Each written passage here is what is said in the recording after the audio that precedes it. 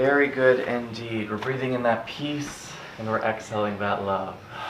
I absolutely love Abraham Hicks. I recommend anyone get any of her books or watch any of their videos. You literally can type in Abraham Hicks and anything following it. Abraham Hicks relationships, Abraham Hicks guilt, Abraham Hicks money issues, Abraham Hicks just ... There's a topic for everything.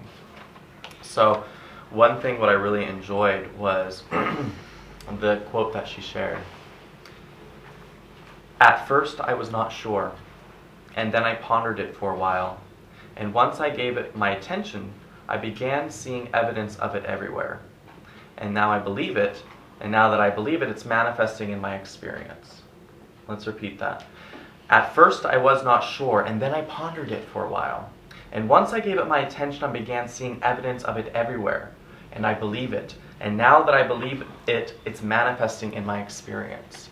And so with with the hundreds, now thousands of people I have met or interacted with or worked with one-on-one, it's amazing that so many folks come to me and they say, this has been my life.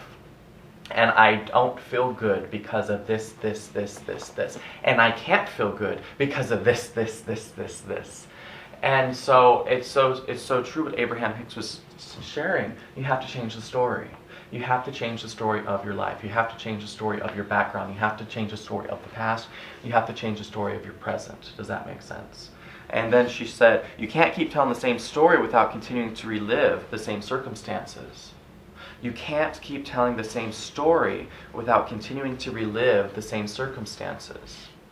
So it's fascinating that we get this explains how we constantly fall into patterns.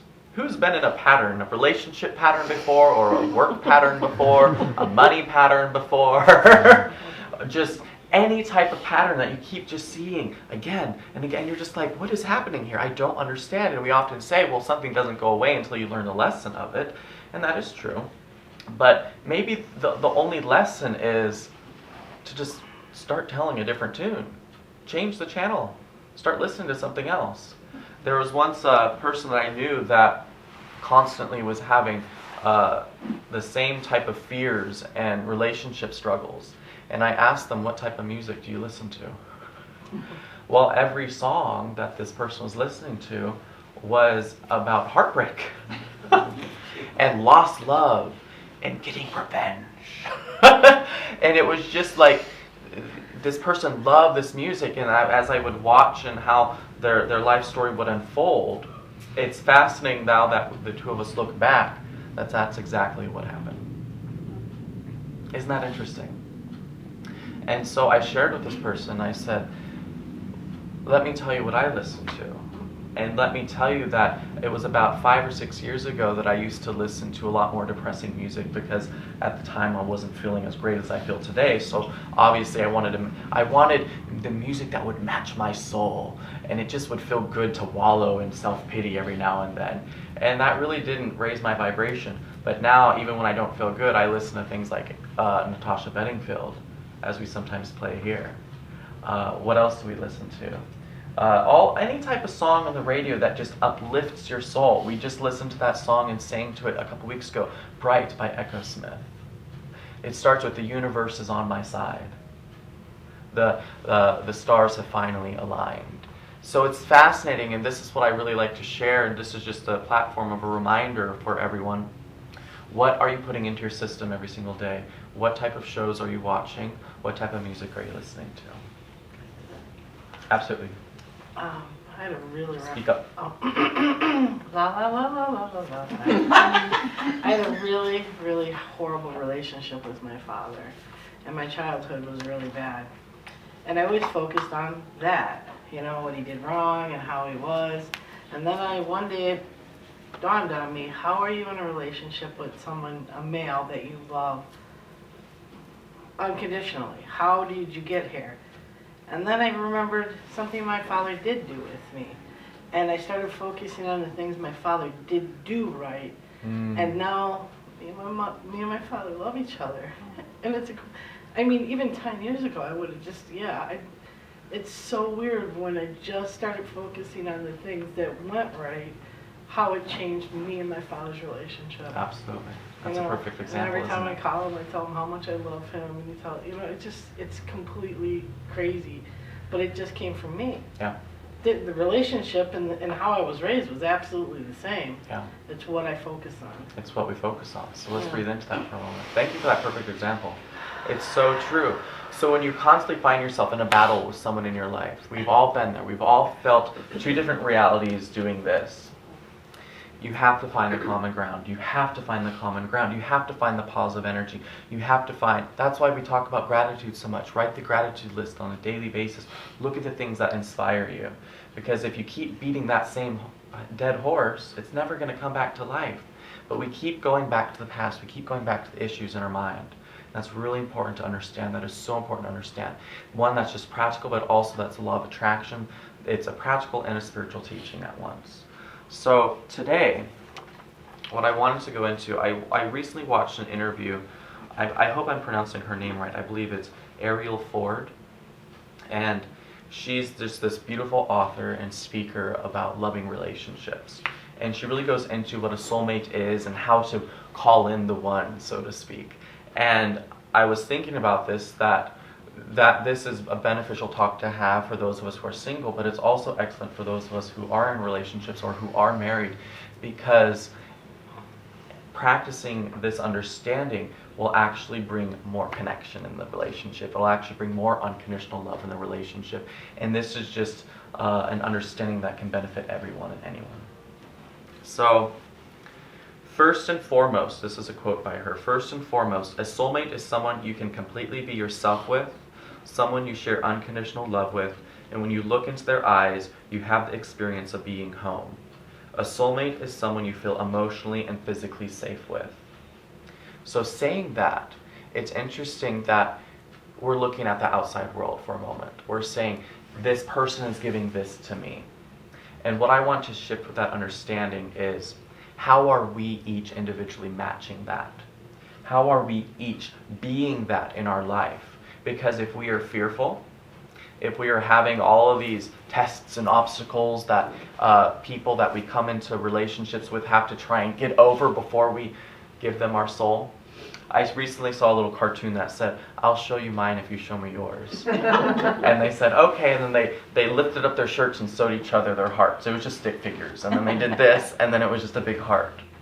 So what that means is, are you readily and willing each and every single day to show up in each relationship bearing your heart?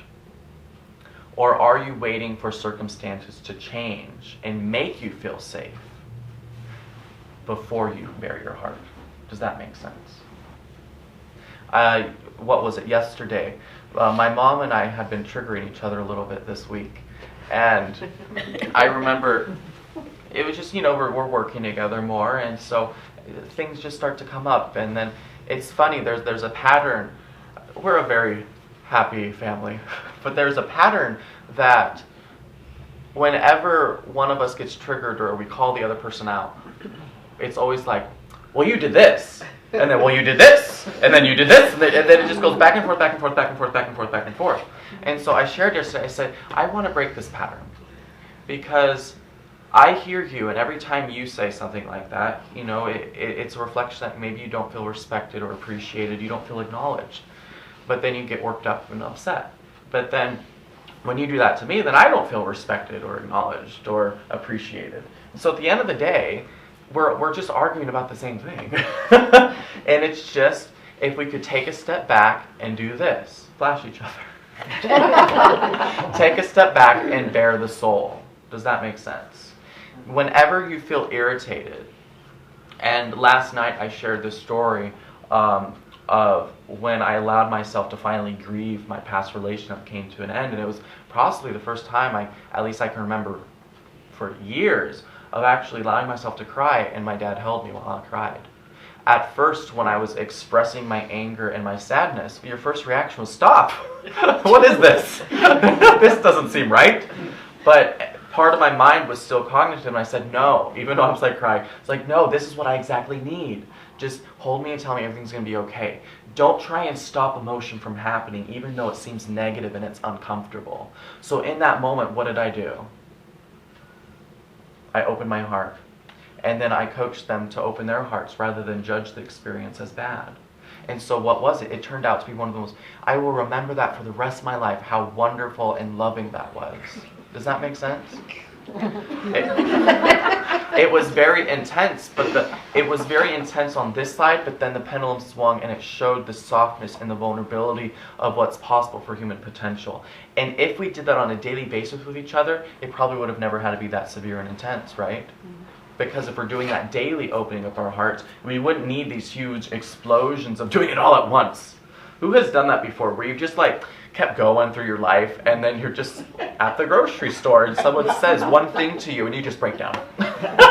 You just break down in front of a stranger, and you just start telling your story. That sometimes happens to a lot of people, or who has done that to you? Have you ever had just a stranger start to unload on you? I never judge that anymore.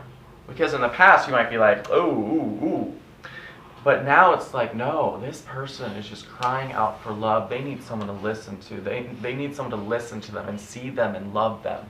And if I could do that for just 5 minutes for a stranger, 10 minutes, I'm definitely going to do that. And I'm just going to send them love and light and send them on their way when it's done.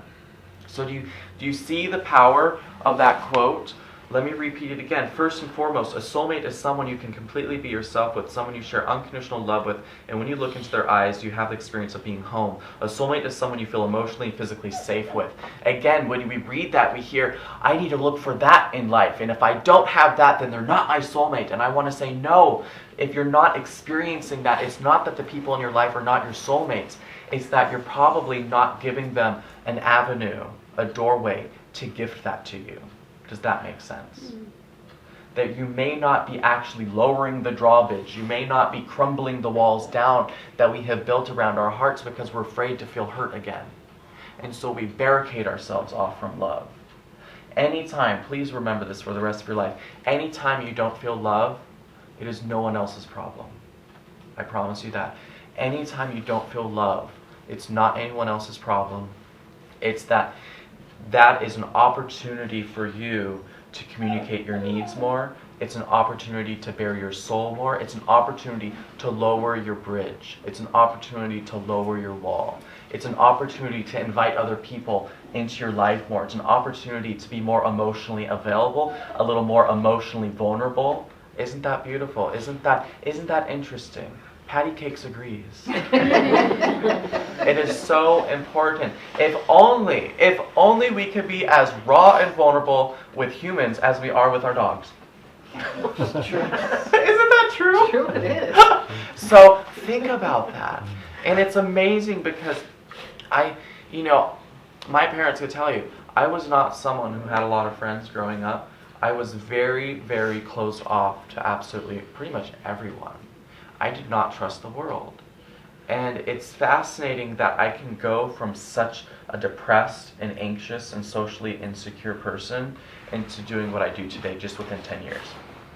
And here I'm surrounded, I feel like one of the most loved people on the planet that is surrounded by the most love. But I also know that the reason why all of you exist in my life today is because I'm vulnerable first. Because when I'm vulnerable, doesn't it make you feel comfortable to talk to me? Mm-hmm. Isn't that interesting? Because there's no skeletons in my closet. I write about it in my book. But it's not just about that. People often say, I feel like I could talk to you about anything. I feel like, there's no judgment involved anymore. And that is something I worked so hard on because back when I was a teenager, before 16, I was very self-righteous. I had the very concept of what is right and what is wrong, and I noticed that just pushed people away. Mm-hmm. And when I just let go of that duality of right and wrong, and I allowed to just, whoever showed up, I would just give them my undivided attention and appreciate them for who they are, and if they're having a bad day, I'd be that silver lining. Even if they are someone who 100% disagreed with who I was or what I believed in or anything. It didn't matter. Isn't that interesting? I literally became friends. I even became friends with the people that just completely, I'll just say it, that thought I was an abomination. That thought just the very concept of me being gay was very wrong, and that no gay man should ever have a child, or should ever get to experience a loving relationship. And so I got out of my ego, kind of like what Dunisha and Marie was sharing, and I looked beyond the superficial shell of the physical body and the character that we think that we are, and I looked at the soul and I said, that doesn't matter. I'm still going to give you kindness. I'm still going to give you appreciation. I'm not even going to think about the negative aspects of this connection. I'm going to think about all the positives that you bring to this equation. And what's fascinating is, guess what happened? Transformation. Expanding consciousness. And a lot of those people, actually, it wasn't my goal to change their beliefs, but they ended up changing it for themselves because it was a path towards peace. Does that make sense? So breathe into that for a moment. That's one thing. Once I turned 16, I really tried to never be a victim again. I tried to never be a victim of circumstance. Ooh, I've never said those words exactly like that before. I never became a victim of circumstance. What does that mean? I never became a victim of circumstance.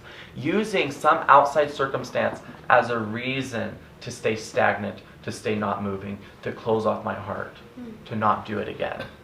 Because if I did that, I'd never be in a relationship again. We wouldn't exist here as ESC because I would probably fear too much of being hurt again or not being the best businessman. So I would just completely wall myself off from all experiences. And I meet so many people on a weekly basis who are not living their authentic truth because they're just terrified to step outside.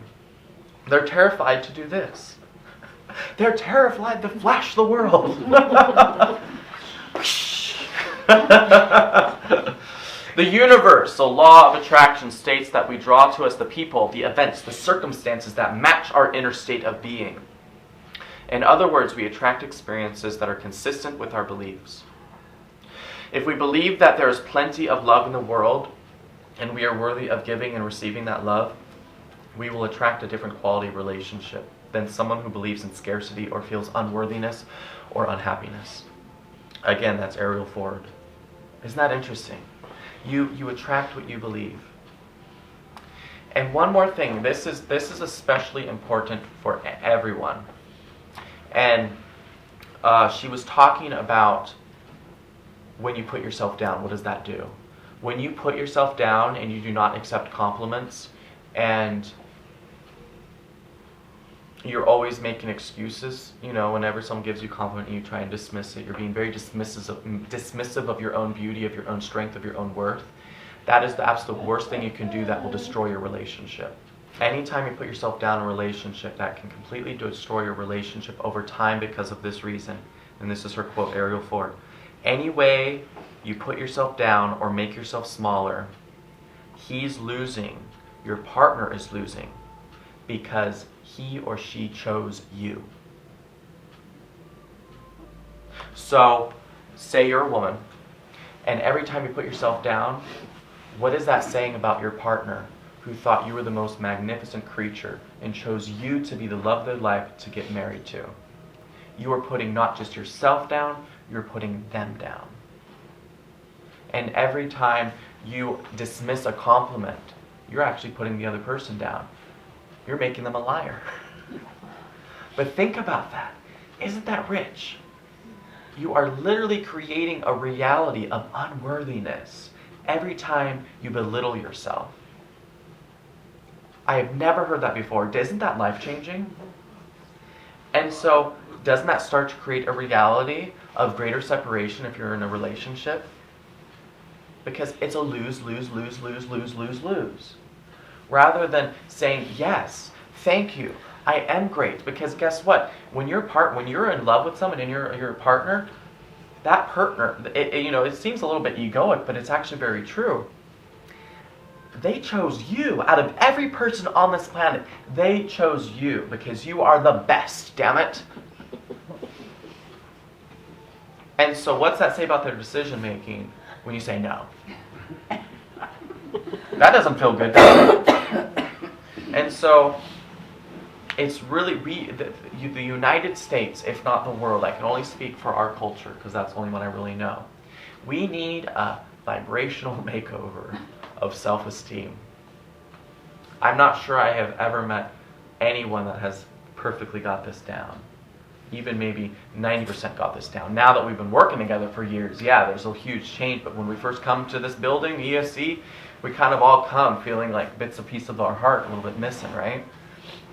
But that's interesting, isn't it? So please take away, the next time someone compliments you, realize that you're not being humble by saying no. No, thank you. We do it out of humility a lot of times. We're taught, especially in the older generations, to always be humble. But when we put ourselves down so much, that is lowering vibration, and that is teaching future generations not to believe in themselves. I am not talking about becoming a narcissist or anything like that. I am just saying give respect where respect is due. And you are deserving of worthiness, respect, of love, of happiness, of self-esteem, of self-worth, of courage, of strength. Does that make sense? Very interesting. And then we're going to go into one more topic, and we'll end on this today. And this is by Harville Hendrix. There is no such thing as constructive criticism. All criticism is an act of violence. There is no such thing as constructive criticism. All criticism is an act of violence. And you know this to be true. Because every time you self-criticize yourself, how do you feel? It's violent, isn't it? So why on earth would we ever do that to someone else? Why on earth would we ever? We know what it feels like when we're critical of ourselves. So why would we ever want to project that onto another person to make them feel the same way that we feel when we criticize ourselves every single day? It really puts things into perspective. And Harville, when he trains people in this, or when he trained people in this, he made his students take a vow of non-criticism. So whenever the students were working together, they could not be critical of each other. They had to find new ways of how to communicate with each other. And I tell you what, there's 1,000 different pathways of communication. We just may not be used to practicing them. And so my invitation to you is when you're critical of yourself or you're critical of the people that you love, generally it's mostly we're most critical of the people we're in relationships with, it's time to find a new pathway of communication. And I promise you it's there. And if you're having difficulty, you have this center at your disposal. You can even call us up on the phone if you're watching from YouTube. So we're going to breathe in peace, we're going to exhale love.